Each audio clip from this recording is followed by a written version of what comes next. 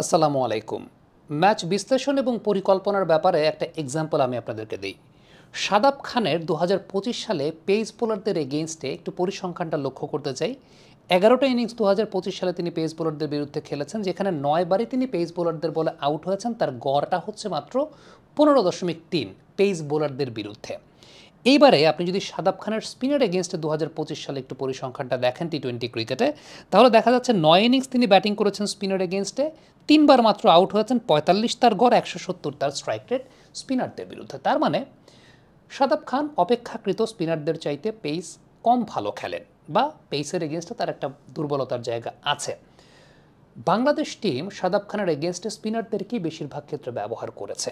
Match বিশ্লেষণের জায়গাটা যেখানে সবচেয়ে গুরুত্বপূর্ণ বিষয়, যে প্লেয়ার বাই প্লেয়ার ইভালুয়েট করার জায়গাটা, সেখানে আসলে কতটুকু ইন দ্য গেম কোচদের কাছ থেকে ইনস্ট্রাকশন ছিল, বা অ্যানালিস্টের যে রিপোর্ট, সেই রিপোর্ট অনুযায়ী কোচরা সেই জায়গাটা ইনস্ট্রাকশন দিয়েছে ক্যাপ্টেনকে, বা ক্যাপ্টেনই বা কতটুকু আসলে অ্যালাইন ছিলেন, বা ক্যাপ্টেনের মাথায় কতটুকু ছিল এই ব্যাপার সম্পর্কে, যে Shadab Khan as a batter তিনি স্পিন ভালো খেলেন, কতটুকু ভালো খেলেন। কারণ maximum number of occasions we have seen Rishad Hossain and Shamim Patwari was in front of Shadab Khan. এবং আরেকটা খুব উল্লেখযোগ্য ব্যাপার, সেটা হচ্ছে কোন ধরনের বলে শাদাব খানের দুর্বলতার জায়গাটা আছে। শাদাব সামনের বল ভালো খেলেন, শাদাব খান সামনের বল বেশ ভালো খেলেন। এমন না যে শাদাব খুব উঁচু মাপের কোনো অলরাউন্ডার হয়ে গেছেন, ব্যাপারটা সেরকমও না।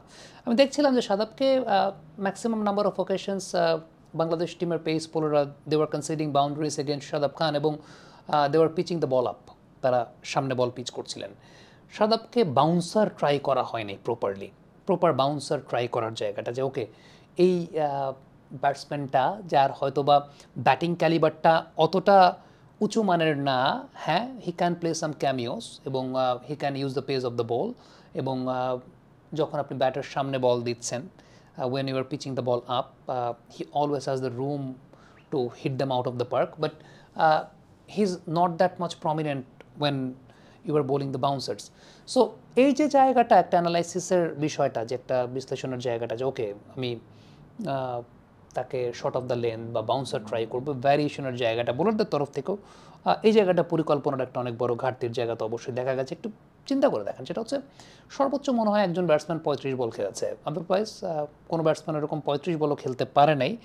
তারপরও সেই রানটা আলটিমেটলি পৌঁছেছে কোথায়, 200-র ওপরে। So this is the thing, যেখানে আসলে বোঝাই যাচ্ছে যে অপোনেন্ট টিম আপনার উপর আসলে কী পরিমাণ ডমিনেট করেছে।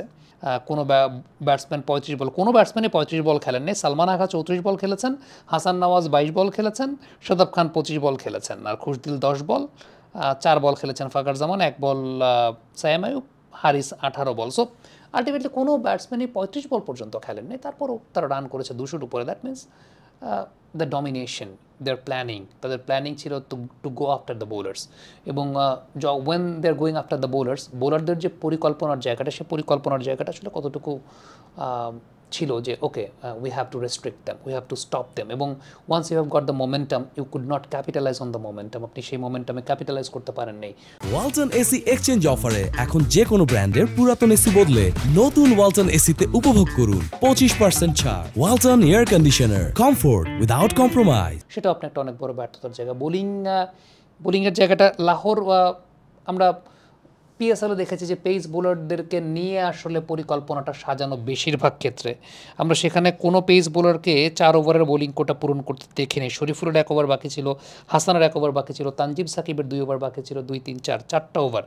4টা ওভার আমার কাছে মনে হয়েছে সেই জায়গাটা আপনি যদি একটু চিন্তা করে দেখেন, রিশাদ যখন মার খাচ্ছে, you always had the option to stop him. আপনার কাছে সেই অপশনটা ছিল। রিশাদ যখন মার খাচ্ছে যে সময়টা, ওকে একটা দিন একটা বোলারের খারাপ যেতে পারে, একটা দিন একটা বোলার খারাপ করতে পারে, একটা দিন একটা বোলার মোমেন্টাম না থাকতে পারে, 4 ওভার 55 রান একটা উইকেটে, ইট ক্যান হ্যাপেন। লেগ স্পিনারদের ক্ষেত্রে সেটা হতেই পারে। বাট ফ্যাক্ট ইজ, আপনি লাহোরের ভেন্যু অনুযায়ী আপনাকে তো চিন্তা করার ব্যাপার আছে, যে এই জায়গাটায় কাদেরকে দিয়ে বোলিং করালে ওই সময়টাতে we can generate the maximum number of output. So আমার কাছে মনে হয়েছে পরিকল্পনার জায়গাটা, ভেন্যু অ্যাসেসমেন্টের জায়গাটা একটা অনেক বড় ভুলের জায়গা ছিল। পেস বোলারদের লাহোর, যেখানে আসলে আপনাদের তো মনে আছে যে লাহোর কালান্দার্স সাকিব আল হাসানকে মাত্র 1 ওভার বোলিং করি আর করায়নি, although they are not successful at all, but they have won the match on that particular day. কিন্তু শাহিন শাফরিদি কিন্তু একটা কথা বলছিলেন যে আমরা পেস বোলারদেরকে নিয়েই আসলে we had our planning with the pace bowlers, যে কারণে we could not use Shakib Al Hasan. So এই ভেন্যু অ্যাসেসমেন্টগুলো তো একটা খুব গুরুত্বপূর্ণ বিষয়, তো সেটা আসলে কতটুকু করা হয়েছে। সো কোয়েশ্চেন তো অনেক জায়গা থেকেই থাকে। কমেন্ট বক্সে আপনাদের মন্তব্য মতামত জানতে চাই।